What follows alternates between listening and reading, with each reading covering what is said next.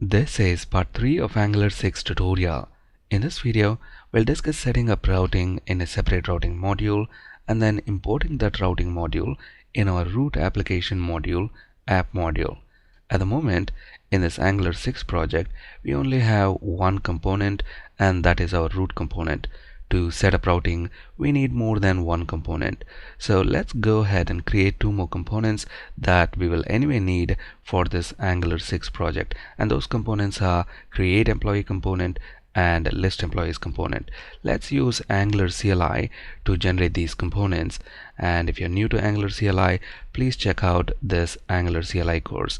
I'll have this link available in the description of this video. Let's first generate the create employee component, and here is the Angular CLI command: ng for Angular CLI itself, g for generate, c for component, and we want a folder with the name employee, and we want to create the create employee component in this folder. So let's name our component create-employee. We don't want spec files, that is unit test files, to be generated, so let's set spec option to false.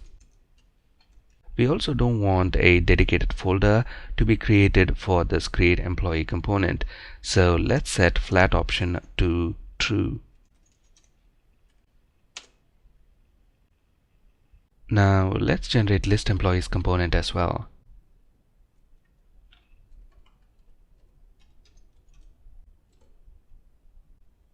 There we go. We have both the components generated, and the root module, app module, is also updated to import these two components and include them in the declarations array. So if we take a look at our root module, app module, we have the two components imported here and included in the declarations array here. And in the Explorer window, we have our employee folder, and in that we have the required files for these two components, create employee and list employees. When setting up routing, the first step is to set base path in our application host page, which is usually index.html. So let's take a look at index.html. Notice we already have the base path set to a single /. This base path tells the Angular router how to compose navigation URLs. When we created this new Angular 6 project, Angular CLI has automatically included this base href element. To understand the significance of this base href element, please check out this part 4 of Angular CRUD tutorial. I will include the link to this playlist in the description of this video. Our next step is to create a routing module and define routes.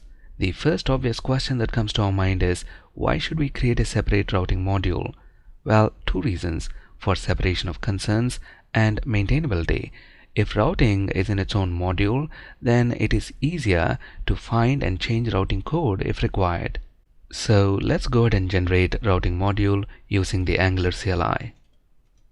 Here is the command: ng for Angular CLI itself, g for generate, m for module.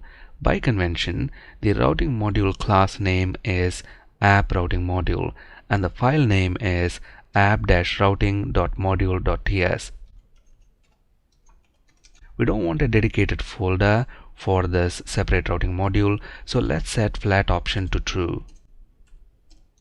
And we want this routing module to be imported into our root application module, app module, so let's set module option to app.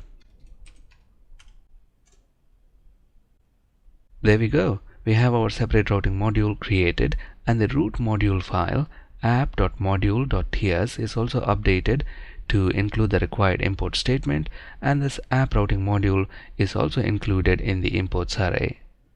Our next step is to define our application routes in the app routing module that we have just created. We need these three routes: list, create, and an empty path route. When the user navigates to the list route, we want to display list employees component. Similarly, if the path is create, then display create employee component. If we do not include any client-side path in the URL, then we want to redirect the user to this default list route. We want to include these three routes in our app routing module, but before that we will have to import the router module and this routes type from Angular router package. So here is our app routing module file, app-routing.module.ts. In this file, let's import router module and routes type from Angular router package. Next, let's include the 3 routes that we have just seen on the slide. Now we need to tell the Angular router about these 3 routes, and the way we do that is by including router module in the imports array and then use its for route method, and to this method we pass our 3 routes which are present in this constant app routes. This common module is not required in routing module, so let's remove it and its associated import statement. Generally, in a routing module, we don't declare components. So within this ng module decorator, we don't need this declarations array. So let's delete that. Now our final step is to define a navigation menu in our root component, app component, and to that navigation menu, we want to tie these routes. Our navigation menu HTML looks like this. Notice we are using Bootstrap to style the navigation menu. If you're new to Bootstrap, please check out our Bootstrap tutorial. Now, if you notice this HTML, we're using 3 directives provided by the router module, and those 3 directives are router link active, router link, and router outlet. Notice we have set router link directive to the list route. So when we click on this list link, this list route is activated. When the list route is activated, we want its associated component, which is list employees component, to be displayed. But where should that list employees component view template be displayed? Well, that is determined by this router outlet directive. So the routed component view template will be displayed at this location where we have the router outlet directive. So when the list route is active, list employees component is displayed here at this location where we have router outlet. Similarly, when the create route is active, then its associated component, create employee component, will be displayed at this location.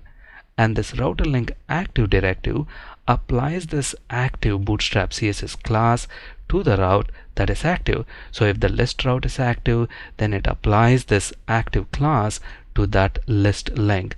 And similarly, when the create route becomes active, then this active CSS class is applied to this create link. So it appears differently from the other routes that are not active. So in our root component view template file, let's replace all this existing HTML with the navigation HTML that we have seen on the slide. Let's save all these changes. Now let's build and run our project.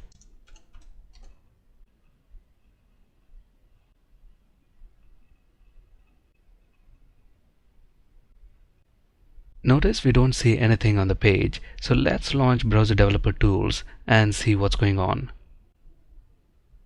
Look at the error message. Router outlet is not a known element. Let's understand why we are getting this error. Notice we're using the router outlet directive in our root component, app component, and this root component is declared in our root module, app module. And this router outlet directive is provided by the router module, which we have imported in this app routing module. So our root module doesn't know anything about this router module. So that is the reason we are getting this error. Router outlet is not a known element. To fix this, we have to make the router module available to our root module. And remember, we have already imported router module into this app routing module. So let's export that imported router module. And the way we do that is by using exports array.